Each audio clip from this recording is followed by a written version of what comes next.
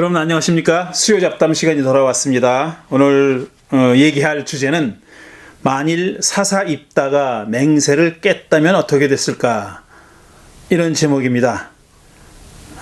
사사기에 보면은 입다라고 하는 사사가 등장하죠. 이 사사 입다 얘기입니다. 입다 얘기는 사사기 10장, 11장, 12장 한 2장 남짓 있습니다. 12장 앞부분에도 조금 나오니까 2장 남짓 되는데요.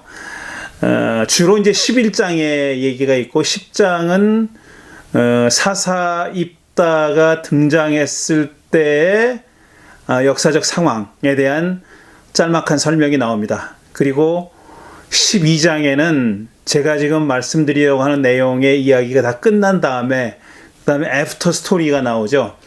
오늘 저는 주로 이제 사사기 11장에 나와 있는 얘기를 중심으로 해서 만일 사사 입다가 맹세를 깼다면 어떻게 됐을까 이런 제목으로 말씀드리겠습니다. 제목에서 보듯이 사사 입다는 맹세를 합니다.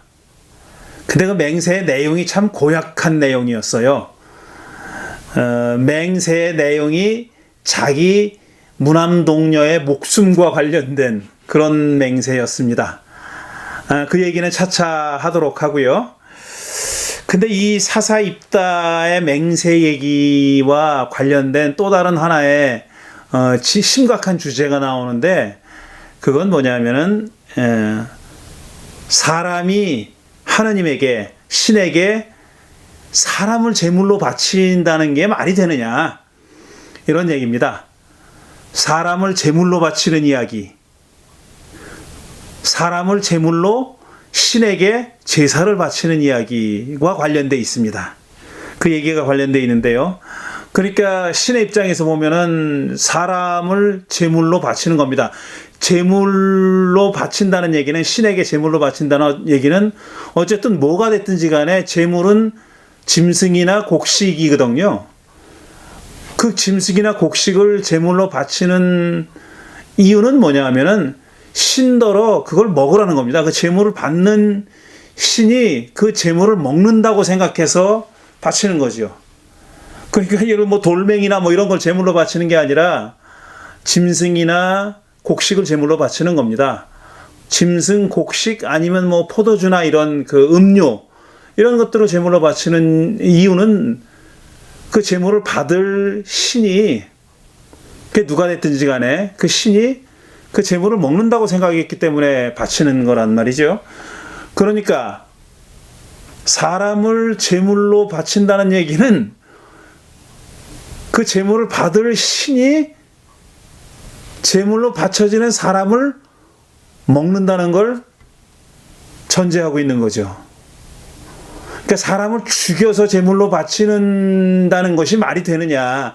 그러니까 제물로 사람을 드린다는 게, 다른 짐승은 모르겠는데 사람을 제물로 바친다는 것이 납득할 수가 없죠. 뭐 현대인들한테는 그건 말도 안 되는 얘기고요. 물론 뭐 괴기 영화나 뭐 이런 그 미친 사람 나오는 영화에는 그런 이야기들이 나오지만요. 그리고 사람을 먹는 사람 얘기도 나오지만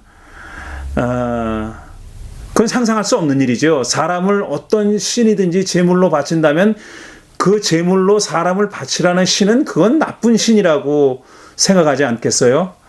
그런데 고대 사회에서도 그랬는가 하는 게 문제죠. 고대 사회에서도 지금 우리가 생각하는 것처럼 그렇게 생각했을까 하는 문제가 있는 겁니다. 그 얘기를 하기 전에 잠깐 말씀드릴 얘기가 뭐 흥미로 말씀드릴 재미로 말씀드릴 수 있는 얘기 뭐 재미라고 하면 좀 이 고인류학자들은 섭섭하겠지만 저 이상희 교수하고 윤신영 기자가 공저한 이 인류의 기원이라는 책이 있습니다. 이거 굉장히 여러 나라 말로 번역되어 있는 그런 베스트셀러죠. 전 세계적인 베스트셀러입니다. 이게 처음에는 우리말로 쓰였어요. 그리고 우리말로 쓰여서 어떤 그 잡지에 연재되던 그런 글이었는데 대중들을 위한 고인류학이죠. 말하자면 대중들을 위한 고인류학. 근데 이 책이 뭐 저자 이상희 교수가 또 자기 책을 영어로 번역해서 쓰기도 했고, 또 그게 널리 알려지면서 뭐 각국어로 굉장히 여러 나라 말로 쓰여졌는데, 이 책의 첫 챕터에 제목이 뭐냐 하면은 원시인은 식인종? 물음표 이렇게 되어 있어요. 원시인은 식인종인가 하는 거죠. 그 긴 얘기는 다 할 수 없고요. 우리가 흔히 서구 사람들이 예를 들어 아프리카나 이제 아시아나 라틴 아메리카나 이렇게 자기들 보기에는 좀 미개한 현대화되지 않은 그런 사람들을 이제 그 사람들이 사는 데 가서 그 땅을 정복하지 않습니까? 그리고 거기에 살던 원주민들을 아주 미개하다는 것을 강조하기 위해서 식인종이라고, 사람을 잡아먹는다고 그런 말들을 많이 퍼뜨렸죠.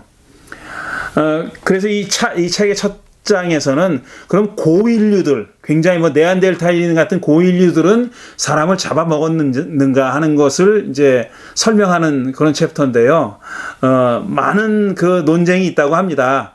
그랬었다고 주장하는 사람도 있고, 오랫동안 그렇게 믿어졌는데, 또 잘 살펴보니까 어떤 학자의 연구에 의하면은 그게 아니다라고 얘기하는 사람도 있습니다.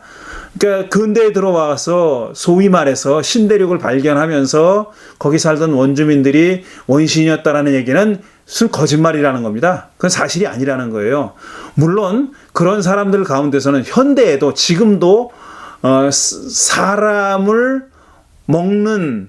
사람의 살을 먹는 관습을 가지고 있는 그런 종족이 있다고 합니다. 근데 그건 식용으로 먹는다는 뜻이 아니라 어떤 종교적인 의미, 다른 의미를 가지고 먹는 거죠. 이 책의 서술에 따르면은 그 선조들의 삶을 기억하는 방법 중에 하나라고 합니다. 그래서 어떤 종교적인 의식으로, 예식으로 그렇게 하는 경우는 있지만, 뭐 식용으로 그야말로 배가 고파서 사람을 먹는 그런 식인종은 없다는 얘기인데, 이 책의 첫 챕터를 읽으면서 알게 됐죠. 우리가 영화에서 보는 그 다 거짓말이고 말도 안 되는 사기다 하는 것을 알게 된 겁니다. 그런데 오늘 우리가 하려고 하는 얘기는 뭐냐면은 사람이 사람을 먹는 게 아니라 신이 사람을 먹을 수 있느냐라는 겁니다. 그러니까 신이 사람을 제물로 바치는 그 인신 제사를 하라고 명령했느냐, 그리고 실제로 그게 행해졌느냐, 그럼 또 그 신은 정말 사람을 제물로 바쳐진 사람을 먹었느냐, 이런 등등의 그런 얘기가 이 사사입다의 이야기와 관련이 돼 있다라는 그런 얘기입니다. 그래서 첫 번째 하는 질문은, 지금 현대는 그런 사람이 없겠지만 고대인들 가운데는 정말 사람을 제물로 바치는 제사를 행했던 종족들이 있느냐 하는 그 질문이 하나 있고, 조금 더 좁혀 들어가면은 이스라엘 사람들은 과연 그렇게 했느냐라는 겁니다. 이스라엘 사람도 고대 만약에 중동 지역에 메소포타미아, 가나안, 에집트 이 지역에 그런 인신 제사가 행해졌다면 이스라엘이 과연 거기서 예외였겠느냐, 아니면 그들 중에 하나였겠느냐 하는 그런 질문도 제기할 수 있는 그런 질문이 되겠습니다. 그런데 우리가 구약 성서를 보면은 사람을 제물로 바친 이야기, 인신 제사를 한 이야기, 혹은 할 뻔했던 이야기가 있습니다. 구약 성서에 그런 케이스가 있어요. 첫 번째로 창세기 22장, 아브라함이 이삭을 제물로 바칠 뻔했죠. 이거는 바칠 뻔했어요. 아브라함은 정말 제물로 바치려고 했는데 다행히 그때 천사가 나타나서 이삭 대신 바쳐질 제물, 양이 있는 곳을 가르쳐 줬고 그 양을 대신 제물로 바친 거죠. 근데 그 얘기를 보면은 그 나타난 천사가 아브라함을 칭찬합니다. 그러니까 네가 네 자식까지도 바칠 만큼 그렇게 훌륭한 믿음을 가졌다는 걸 이제 알았다라고 얘기하거든요. 그건 칭찬입니다.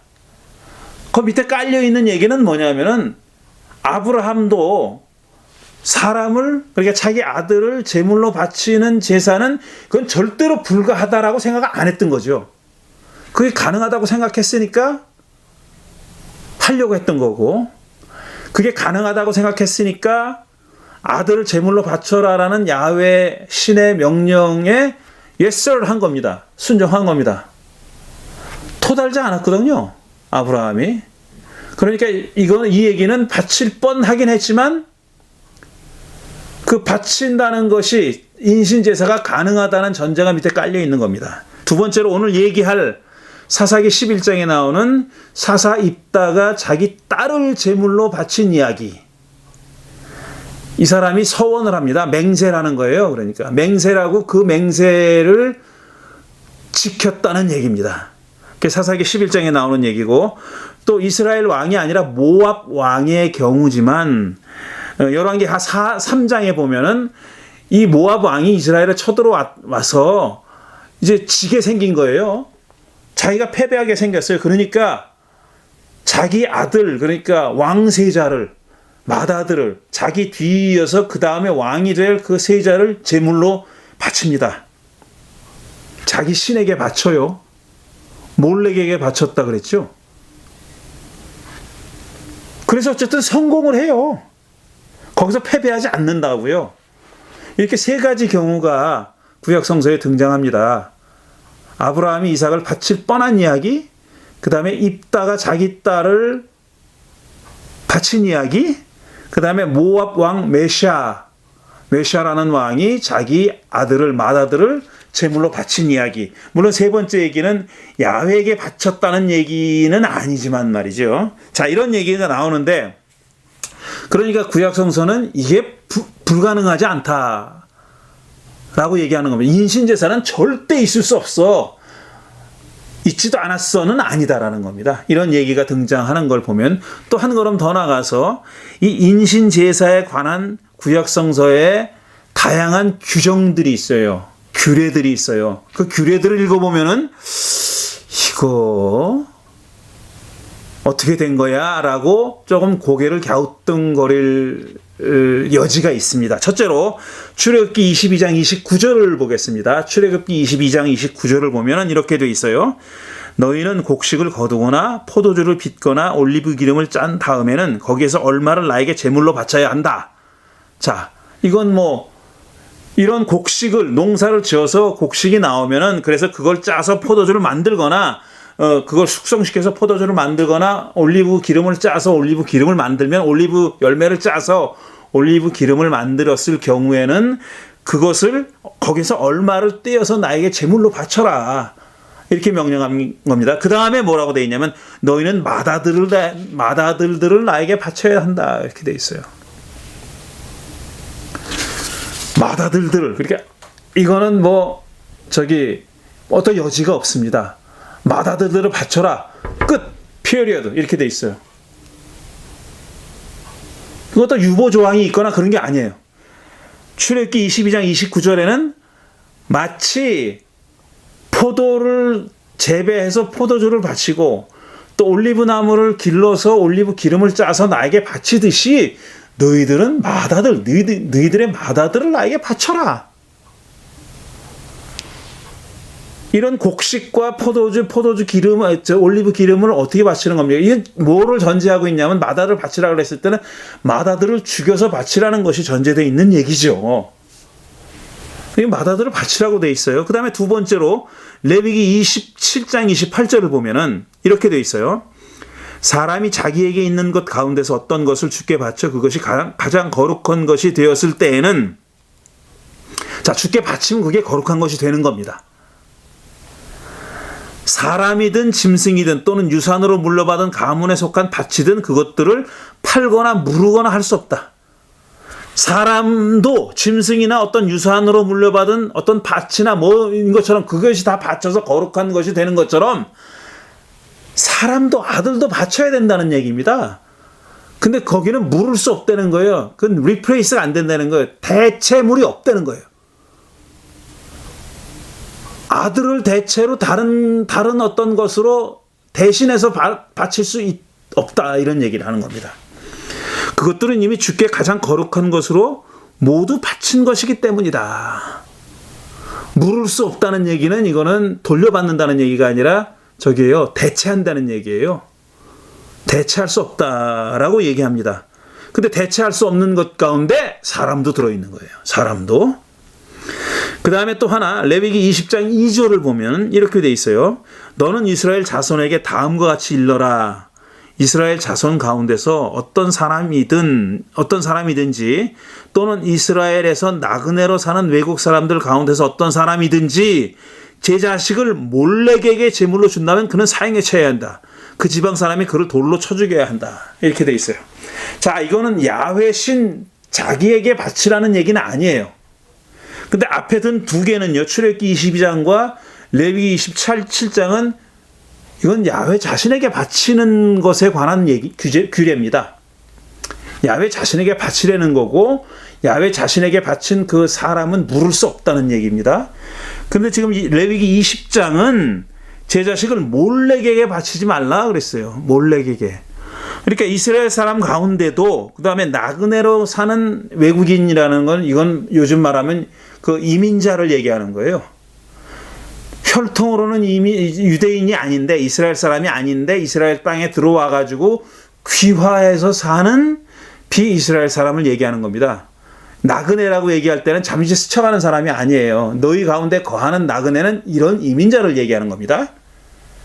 근데 그 이민자 가운데든 그러니까 이스라엘 사람이든지 이민자로 사는 사람이든지 간에 막론하고 몰렉에게 제 자식을 바치는 놈은 다 쳐 죽여라.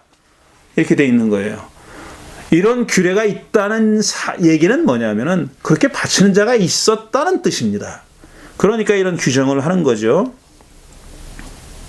그 다음에 또 하나, 신명기 18장 9절 11절 9절에서 11절을 보면 이렇게 되어 있습니다. 너희는 주 너희의 하나님이 너희에게 주시는 땅에 들어가거든 그곳에 사는 민족들이 하는 역겨운 일들을 본받지 말아라. 자, 이제 그 땅에 사는 7 가나안 족속들은 이런 짓들을 할 거다. 이런 짓들을 하고 있는데 그걸 너희들이 볼 텐데 그걸 본받지 말라는 얘기입니다. 그 역겨운 짓들 가운데 어떤 것이 있냐면 10절 너희 가운데서 자기 아들이나 딸을 불 가운데로 지나가게 하는 사람과 점쟁이와 복술가와 요술객과 무당과 주문을 외우는 사람과 귀신을 불러 물어보는 사람과 박수와 혼백에 물어보는 사람이 있어서는 안 된다 이랬어요. 자, 이제 가나안 땅에 들어가면 거기 사는 종족들 가운데는 자기 아들이나 딸을 불 가운데 지나가게 하는 자가 있다. 이게 태워 죽이는 그런 자들이 있을 거다는 겁니다. 그거 본받지 말라는 얘기예요. 절대로 본받지 말라는 얘기입니다. 그 미리 다짐을 해두는 겁니다. 그러니까 그런 사람이 있었는지 없었는지는 이것만 봐서는 모르죠. 이스라엘 사람들이 그런 짓을 했는지 안 했는지 이것만 봐서는 모르지만 하지 말라고 명령한 거를 보면은 적어도 그렇게 할 가능성이 이들에게 있다는 것을 알고 있는 거죠. 그렇기 때문에 이런 계명을 준 거란 얘기입니다. 자, 이런 계명들을 보면은 인신 제사가 행해졌다는 것을 우리가 짐작할 수 있습니다. 그렇지 않다면 이런 규례들을 줬을 리가 없으니까요. 인신 제사가 행해졌다는 것을 우리가 짐작할 수 있어요. 이런 규례들을 읽어보면요. 그러고 거기서 그치지 않아요. 실제로 인신 제사가 행해졌다는 것을 또 보여주는 구절들이 있어요. 이거 하지 마, 하지 마, 하지 마 이렇게 하는 그런 예방성 계명 말고 실제로 그런 짓들이 인신 제사가 행해졌다는 것을 볼 수 있는 그런 구절들이 있다는 거예요. 열왕기 하 23장 10절을 보면은 이런 말이 있어요. 여기서 그는 요시야 왕입니다. 종교 개혁을 한 요시야 왕인데 이 요시야 왕이 했던 종교 개혁의 내용에 들어있는 말입니다. 그는 또 흰놈의 아들 골짜기에 있는 도벳을 속되게 하여 어떤 사람도 자녀들을 몰록에게 불태워 바치는 일을 하지 못하게 하였다. 하지 못하게 하였다는 얘기는 뭡니까? 그렇게 했던 자들이 있다는 얘기 아니에요. 그러니까 요시야가 종교개혁을 하기 전에는 이런 걸 금지하기 전에는 몰록에게 자식들을 불태워 바친 자들이 있었던 겁니다. 그렇기 때문에 그걸 하지 말라고 명령했던 거죠. 그 다음에 두 번째로 예레미야 7장 30절 31절을 보면은 비슷한 얘기가 나와요. 자, 30절. 나 주의 말이다. 참으로 유다 백성은 내가 보기에 악한 일들을 하였다. 그들은 나의 이름을 찬양하라고 세운 성전 안에다가 자기들이 섬기는 역겨운 것들을 세워 놓아서 성전을 더럽혔다. 이 성전은 예루살렘 성전을 얘기하는 거예요. 성전 안에다가 자기들이 섬기는 역겨운 것들을 세워 놓아서 성전을 더럽혔답니다. 그러니까 야훼 하나님의 성전에다가 이방신들을 섬기는 제사와 그런 신상들을 들여놨다는 얘기예요. 또 그들은 자기들의 아들과 딸들을 불태워 제물로 바치려고 흰놈의 아들 골짜기에 도벳이라는 산당을 쌓아놓았는데 그런 것은 내가 명하지도 않고 상상조차도 하여 본 일이 없다. 내가 명하지도 않고 상상도 하지 않았던 일들을 이 이스라엘 사람들이 했다 이겁니다. 유다 백성들이 했다는 거예요. 그 중에서 뭐가 있냐면은 자, 자기 아들과 딸들을 불태워서 제물로 바치는 짓들을 했다는 겁니다. 이런 구절들을 보면은 이스라엘에도 인신 제사를 몰록 혹은 몰렉이라고 하는 이방신에게 드리는 짓을 했고 심지어는 야훼 신에게도 드리는 그런 짓을 했다는 겁니다. 야훼가 그렇게 역겨운 짓이라고 abomination, 역겨운 짓이라고 말한 구역질 나는 행동이라고 말한 그런 짓들을 이스라엘 사람들이, 유다 사람들이 했던 겁니다. 적어도 성서는 그렇게 얘기하고 있어요.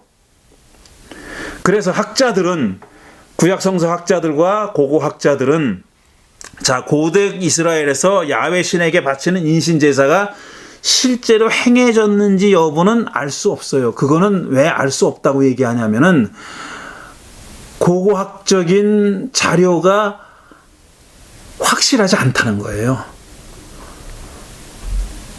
그런 짓이 이루어졌다는 것을 미루어 짐작할 수 있는 그런 정도의 그런 유적과 유물들은 발견되지만 확증할 만하지는 않다는 겁니다. 확증할 만하지는 않다는 거예요. 그렇게 의심할 수 있는 그런 유적들은 발견됐어요. 아주 어린 아이들의 유골이 다수 합장되어 있는 그런 곳도 발견됐어요.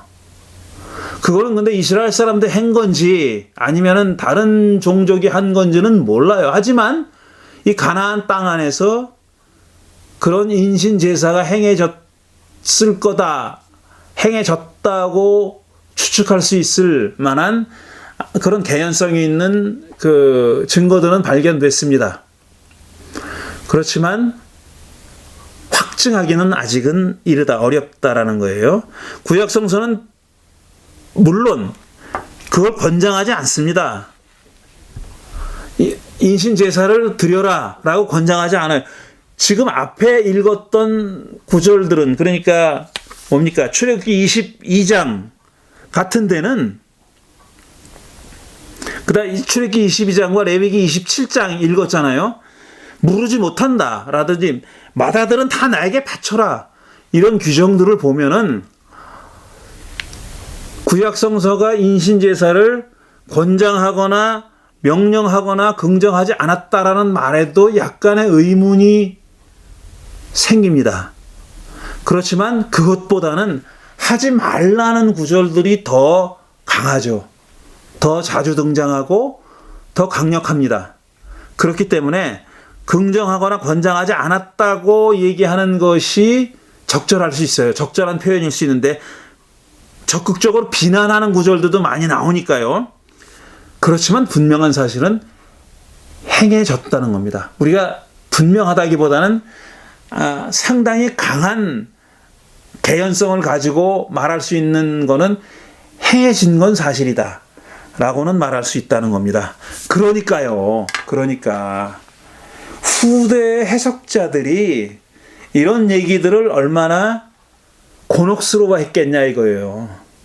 이방신에게 바치지 말아라. 몰록에게 혹은 몰렉에게 바치지 마라. 몰록, 몰렉은 똑같은 신이에요. 어미만 모음만 다른 겁니다.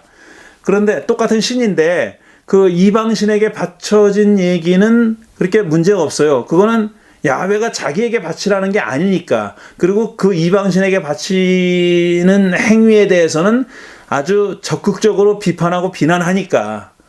그런데 문제는 뭐냐면 야훼 신에게 바치라는 구절이 등장하는 게 문제잖아요. 마다들은 모두 나에게 바쳐야 된다라고 그렇게 딱 말하는 구절이 있고, 또 레위기 27장에서는 아들을 바치는 얘기는, 아들을 제물로 바치는 거는 무르지 못한다. 그거는 대체하지 못한다라고 얘기하는 구절이 있으니까 후대 해석자들이 그 구절을 얼마나 난처했겠냐 하는 거죠. 그래서 성경 안에, 이미 구약 성경 안에 이 곤혹스러운 문제를 해결하려고 하는 노력이 있습니다.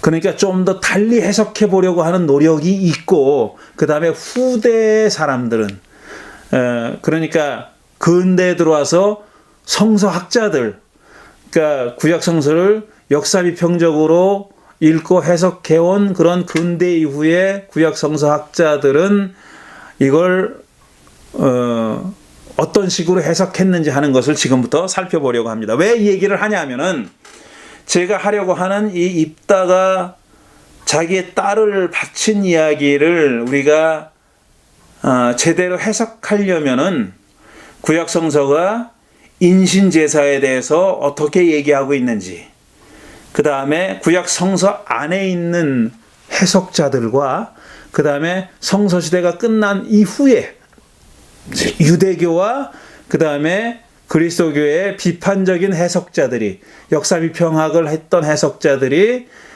인신제사를 어떻게 이해했는지를 아는 것이 필요하기 때문에 오늘 이 토대를 깔기 위해서, 밑자락을 깔기 위해서 인신제사에 관한 얘기를 하고 있는 겁니다. 자, 그럼 이 곤혹스러운 사실을 후대 해석자들이 어떻게 해석했는지 하는 것을 이제부터 하나하나 알아보도록 하겠습니다. 첫 번째 해결 방법은 뭐냐면은, 제물을 사람 대신 짐승으로 대체한 겁니다. 구약 성서적인 표현을 하면 물은 겁니다. 물은 거예요. 그게 출애굽기 34장 19절 20절에 보면 그런 얘기가 나옵니다. 자, 19절 이렇게 돼 있어요. 태를 처음 열고 나온 것은 모두 나의 것이다. 그러니까 모든 생물의 만물은 다 야훼가 자기 거라 그랬어요. 추수도 처음 거둔 곡식은 자기 거라는 거예요. 짐승의 새끼도 처음 나온, 태를 처음 열고 나온 새끼는 다 하나님 거라는 겁니다. 야훼 거라는 거고, 여기에는 사람도 예외가 아니라는 거예요. 태를 처음 열고 나온 것은 모두 나의 것이다. 너희 집짐승 가운데 처음 난 수컷은 소의 맛배든지 양의 맛배든지 모두 나의 것이다. 그랬어요. 자, 그러니까 지금 소와 양을 예를 들었는데 처음 나온 것 중에 수컷만 바치라는 거예요. 암컷은 아닙니다. 그 다음에 두 번째로 나온 수컷도 아니에요. 처음 나온 수컷만 야훼께 바치라는 거. 그건 야훼 거라는 겁니다. 야훼 소유입니다. 근데 동물의 종류도 여기서는 얘기하고 있어요. 소와 양을 얘기하고 있어요. 소와 양. 자, 그 다음에 20절 보면 나귀의 맛배는 어린 양을 대신 바쳐서 대속하게 해야 한다 그랬어요. 나귀는 잡종 아니에요. 하이브리드입니다. 나귀는요. 당나귀, 나귀 잡종이잖아요. 이 나귀의 맛배는 바치지 말라는 거예요. 그 대신 어린 양을 대신 바쳐라. 그래서 대속하게 해야 한다. 물러야 된다. 물러야 된다는 거예요. 리플레이스 해야 된다는 거예요. 대신 바쳐야 된다라는 거예요. 그렇게 대속하지 않으려거든 그 목을 부러뜨려야 한다. 이게 무슨 말이에요? 그러니까 나귀의 맛배는 어린 양으로 대신 바쳐야 되는데, 어린 양을 대신 바쳐야 되는데, 그렇게 하기 싫으면은 나귀의 맛배는 목을 부러뜨리려는 거예요. 죽이라는 겁니다. 그러니까 야훼께 바치지 말고 죽이라는 거예요. 왜 이렇게 했을까? 궁금하죠? 궁금하죠? 자, 그 다음에 하는 말이 제가 이 귀절을 읽은 이유입니다. 너희 아들들 가운데서 맏아들도 모두 대속해야 한다. 모두입니다. 그러니까 모든 맏아들들을 다 대속해라. 그러니까 모든 맏아들들은 다 양으로 리플레이스 해라 이 뜻이에요.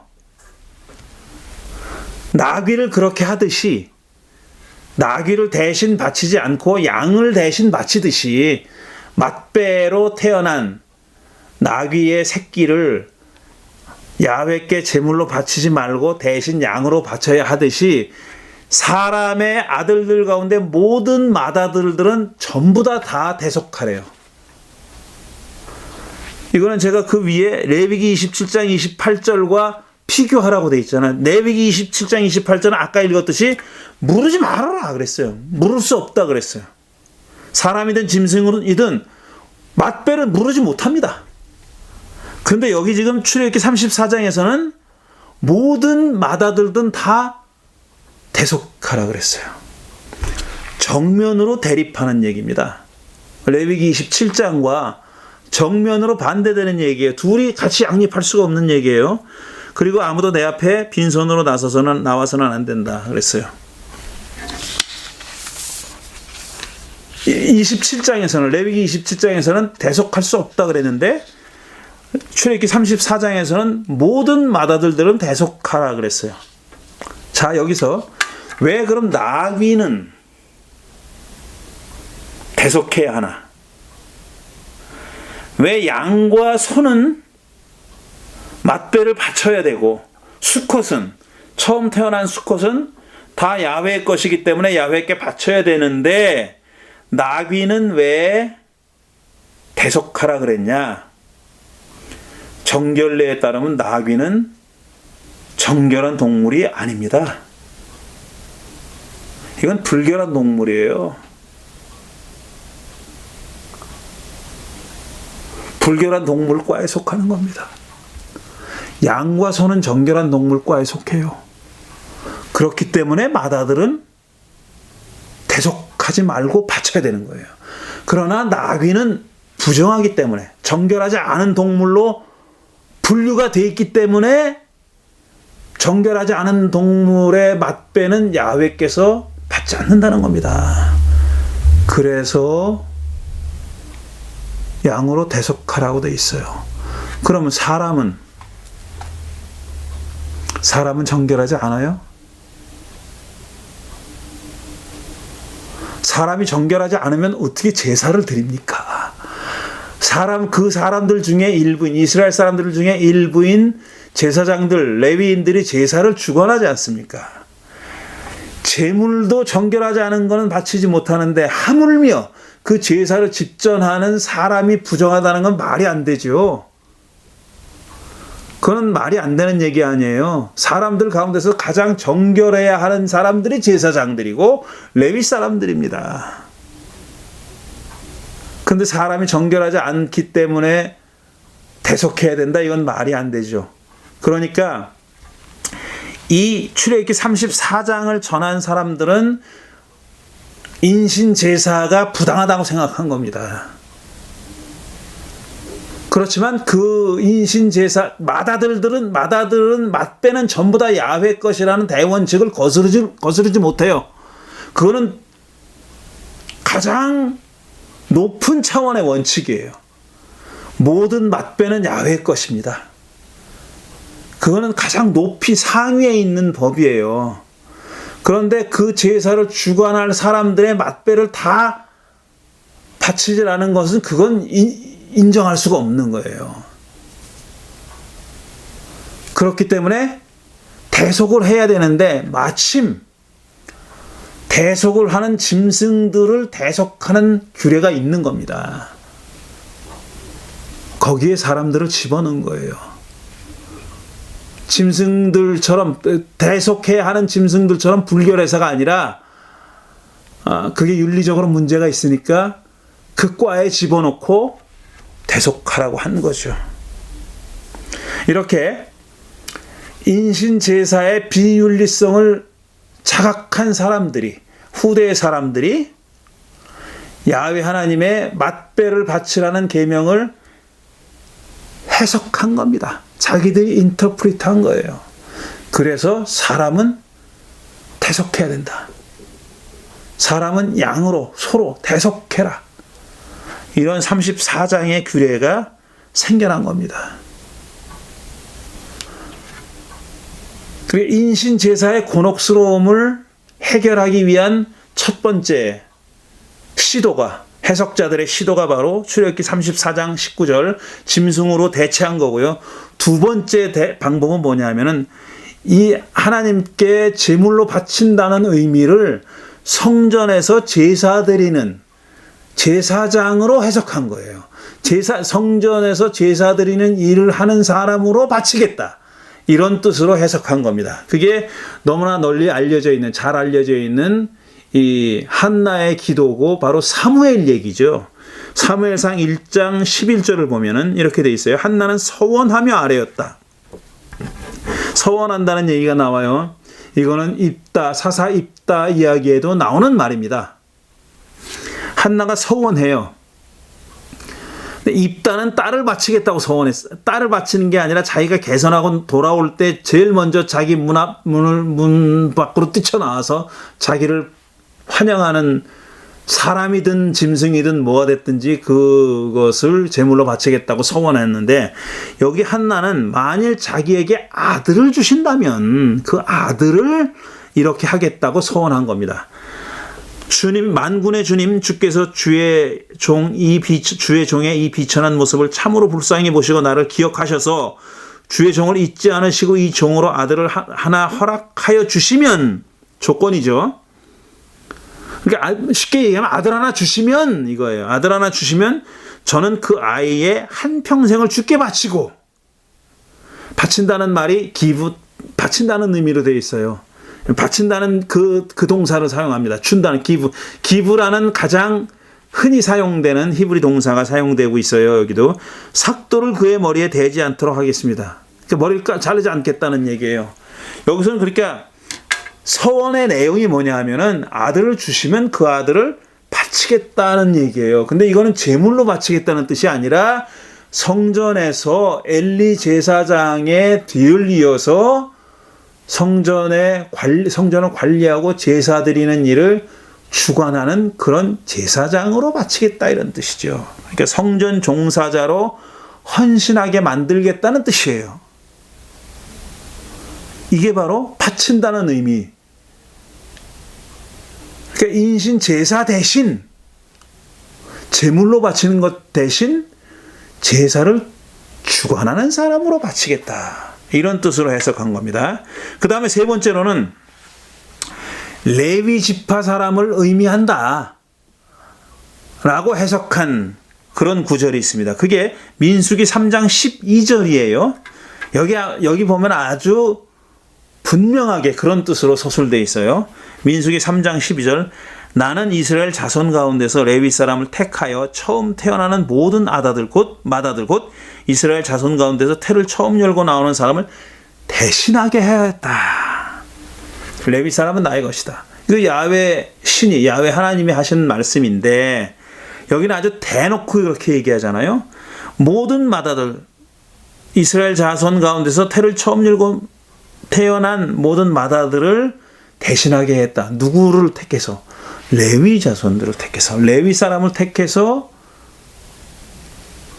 자신에게 제물로 바쳐질, 인신 제사의 제물로 바쳐지도록 되어 있는 태를 처음 열고 나온 맏아들들을 대신하게 했다는 거예요. 그러니까 그 맏아들 대신해서 레위 사람들을 제물로 바쳤다는 뜻이 아니라 레위 사람들이 성전에서 제사를 주관하는 일을 하지 않습니까? 그 일을 주관하게 만들었다, 이런 뜻이죠. 이렇게 짐승으로 대체하는 식으로, 아니면은 한나가 했듯이 성전에서 종사하는 사람으로 대체하거나, 아니면 지금 방금 읽은 대로 민수기 3장에서처럼 레위 사람으로 대체하게 만드는 식으로 그렇게 해석한 겁니다. 그래서 인신 제사를 야훼가 하라 그러지 않았다. 실제로는 인신 제사를 바치라고 하지 않았다라고 해석한 거예요. 이 귀절들은. 그러나 이런 귀절들이 아까 처음 읽은 그 출애굽기 22장이나 아니면 레위기 27장을 없애지는 못하는 거죠. 그런 구절들은 여전히 남아 있는 거예요. 이게 그렇게 공존하고 있는 겁니다. 구약 성서에는. 근데 그걸 설명하자면, 이해하자면은 인신 제사를 드렸을 가능성이 있어요. 그렇게 명령하고 있으니까. 물론 우리가 고고학적으로 그런 증거가, 확실한 증거를 발견하진 못했습니다. 아직까지. 이스라엘 사람들이 갓 태어난 맏아들들을 야훼께 제물로 바쳤다는 것을 확증해 주는 그런 그 고고학적인 그 발견이 일어나지는 않았어요.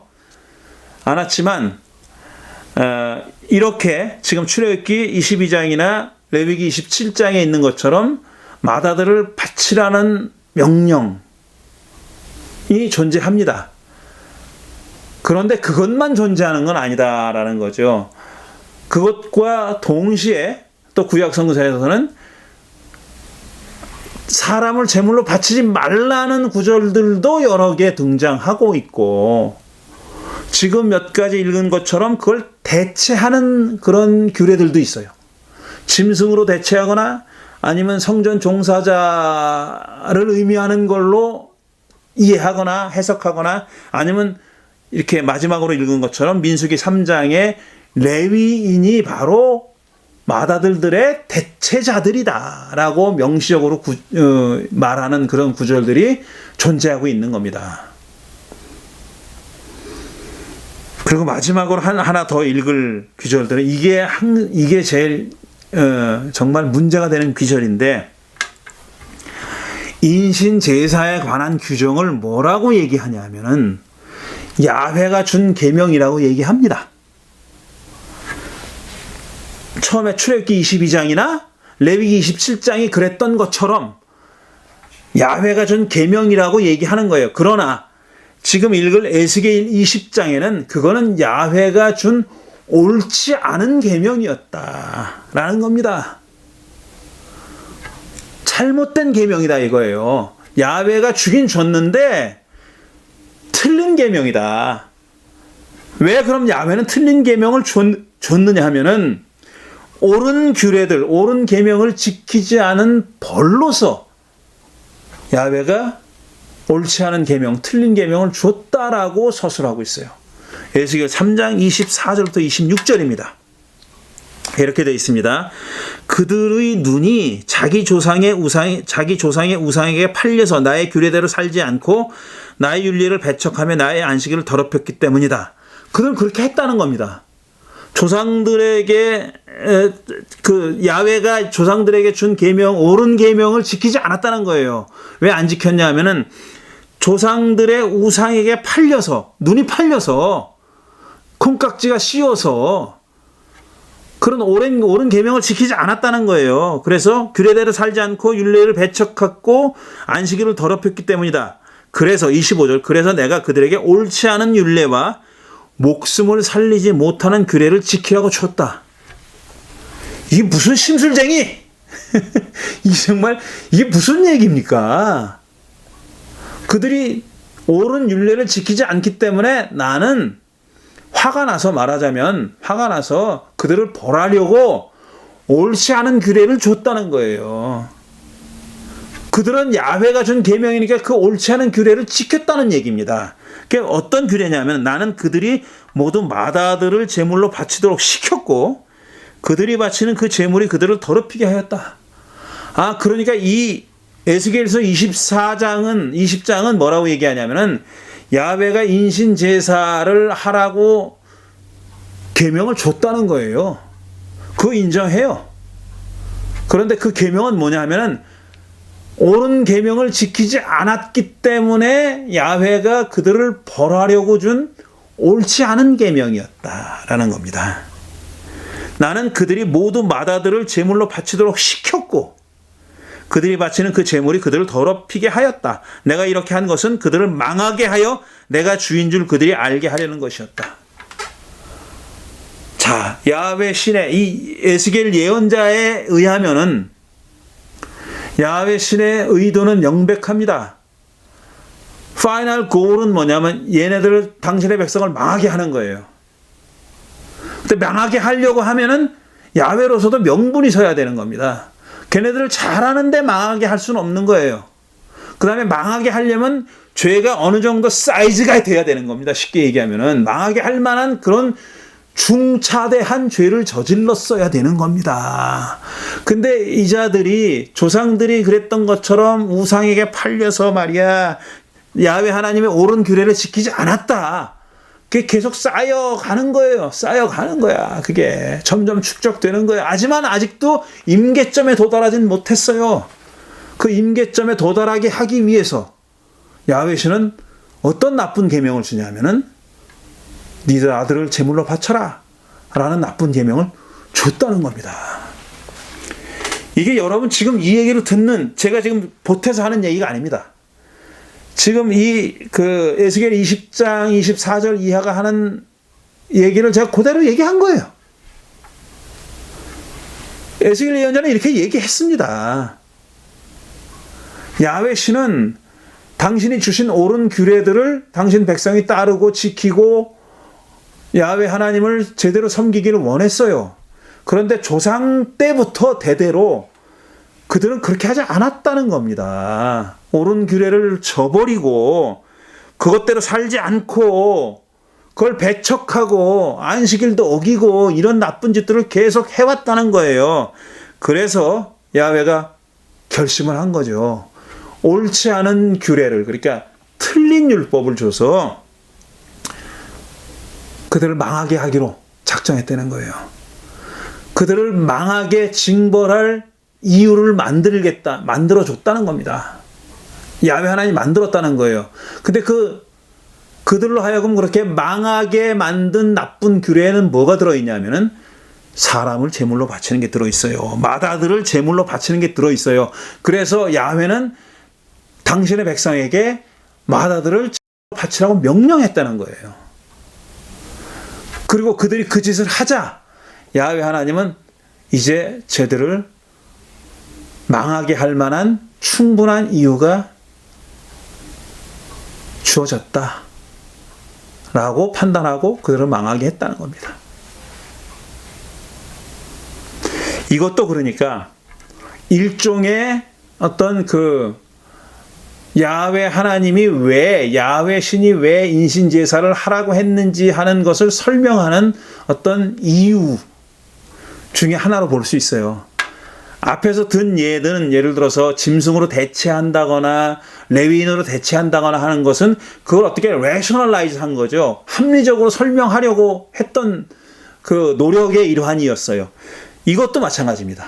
근데 이렇게 대체물로 윤리적으로 이해가 되는 방식으로, 그러니까 상식적으로 윤리적으로 이해가 되는 방식으로 레셔널라이즈 하려고 하는 게, 합리화하려고 했던 게 아니라 여기서는 굉장히 오히려 더 unethical하게 윤리적으로 받아들일 수 없는 이유를 댄 거예요.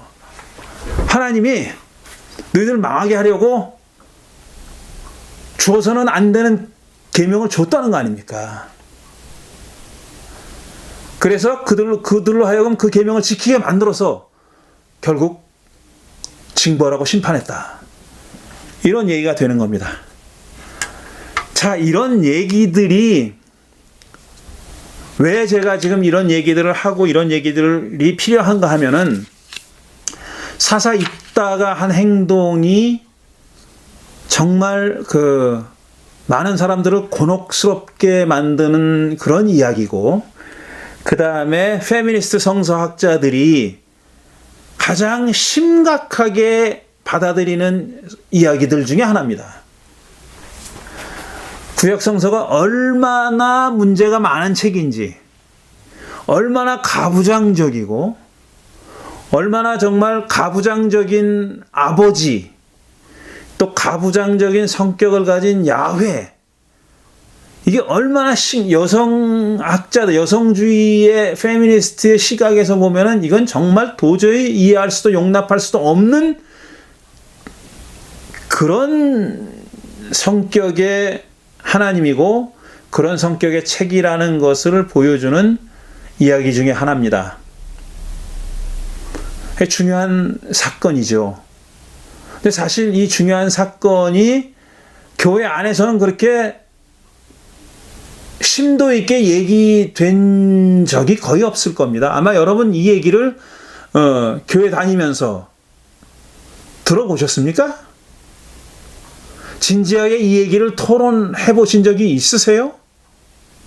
아마 없을 거예요. 그러니까 이 곤혹스러운 이야기들을 그 고대와 현대 해석자들이 어떻게 해석을 했는지 하는 것도 들어보신 적이 없을 거 아닙니까? 저는 이 이야기를 비난하거나 아니면 옹호하거나 저도 어떤 방식으로든지 레셔널라이즈 하려고 하는 그런 시도를 하고 싶은 게 아닙니다. 그런 게 아니라 이 이야기를 고대와 현대 해석자들이 어떻게 해석해 왔는지 하는 것을 살펴보려고 하는 겁니다. 물론 제 생각도 이제 얘기하도록 하겠지만요. 자, 오늘은 여기 밑자락을 깔았고요.